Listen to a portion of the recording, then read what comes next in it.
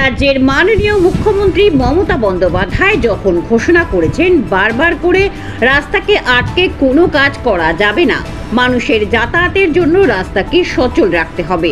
কয়েক কোটি টাকা খরচ করে বিডি রোড সম্প্রসারণ করা হয় যাতে গাড়ি চলাচলের সমস্যা না হয় এবং বিটি রোডে কোনোভাবেই যাতে যানজট সৃষ্টি না হয়, সেই কারণেই এই রাস্তাটিকে করা হয়। কিন্তু কে বা কার উদ্যোগে এইভাবে রাস্তা আটকে পিলার তোলা বা নির্মাণের কাজ নতুন করে শুরু করে সেটা জানা যায়নি। কিন্তু নির্মাণের কাজ শুরু হয়, ইট বালি পাথর আনা হয়, গর্ত খোঁড়া হয়, সে খবর পেয়েই কামারহাটি পৌরসভার ব্যবস্থা গ্রহণ করে। কামারহাটি পৌরসভার অন্তর্গত অঞ্চল বিডি রোড এবং নীলগঞ্জ রোডের মতন দুটি গুরুত্বপূর্ণ রাস্তার বাইপাস রাস্তা বের করা হয়।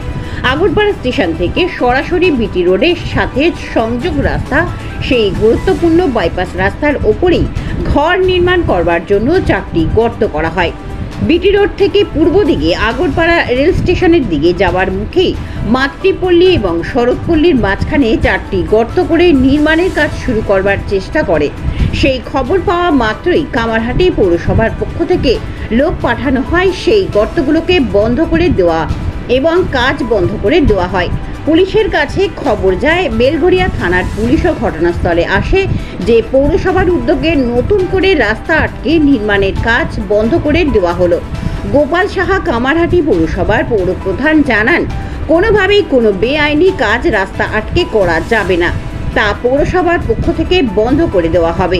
এই রাস্তাটি এতই গুরুত্বপূর্ণ, এই রাস্তার ওপরে একটি কলেজ এবং একটি বেসরকারি স্কুল এবং একটি সরকারি স্কুল, তাছাড়াও রয়েছে ছোট বড় মাঝারি কারখানা। এই ধরনের একটি গুরুত্বপূর্ণ বাইপাস রাস্তা কিভাবে আটকে নির্মাণের কাজ শুরু করার নতুন করে, যেখানে ফুটপাত এবং রাস্তা পরিষ্কার করার উদ্যোগ নিয়েছে সরকারের পক্ষ থেকে। আরও বিস্তারিত জানতে চোখ রাখুন আমার বাংলার পর্দায়।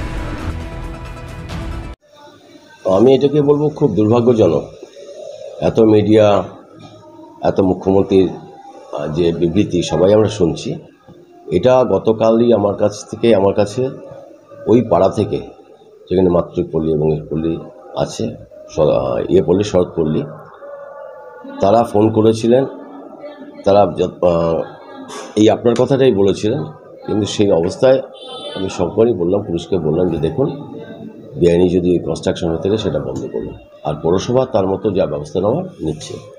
তো সেটা আমরা বলি যে এটা এই অনিয়ম তো আমরা মানতে পারবো না, মানা যায় না। তো সেই কারণেই এবার কারা করছে সেটা আমরা দেখে নিচ্ছি। আর ওখানে কোনো কনস্ট্রাকশন করা যাবে না এই কারণেই, ওটা সরকারি জমি, সরকারি রাস্তা, সাধারণ মানুষের রাস্তা, ওখানে তো কলম করা মানে কোনো বাড়ি করা ব্যাপারটা চলছে। তো সেটা আমি কালকেই পুলিশকে জানিয়ে দিয়েছি, আজকে পৌরসভাও সেটা দেখছে। যদি এরপরে এরকম কাজ চলছে তাহলে পৌরসভা কী ব্যবস্থা? পুরো আইনানুগ ব্যবস্থা নেওয়া হয়। দাদা, এত বড় একটা রাস্তা যেখানে দাঁড়িয়ে বসতি দোকান উচ্ছেদ করা হলো, দোকানে দাঁড়িয়ে এত বড় একটা দোকান খাওয়া, কী বলবো না, সেটা পুলিশ দেখছে। আমাদের অ্যাসেসমেন্ট হয়ে গেছে, বিভিন্ন আমাদের কর্মচারীরা আমাদের পৌরসভার থেকে আমাদের কোথায় কি আছে সেসব আমরা নথিভুক্ত করেছি, এবং সেই নথিভুক্ত করাতে যেখানে দেখা যাবে যে মানুষের জায়গা, সরকারি জায়গা অবৈধভাবে আটকে রাখা হয়েছে, কি ব্যবসা চলছে, সেটা আমাদের বন্ধ করে দিতে হবে। কেন মানুষের জন্য, সকল মানুষের জন্য যেই রাস্তা বা যে জায়গা, সেটাকে অবশ্যই আমরা রিমুভ করে দেবো।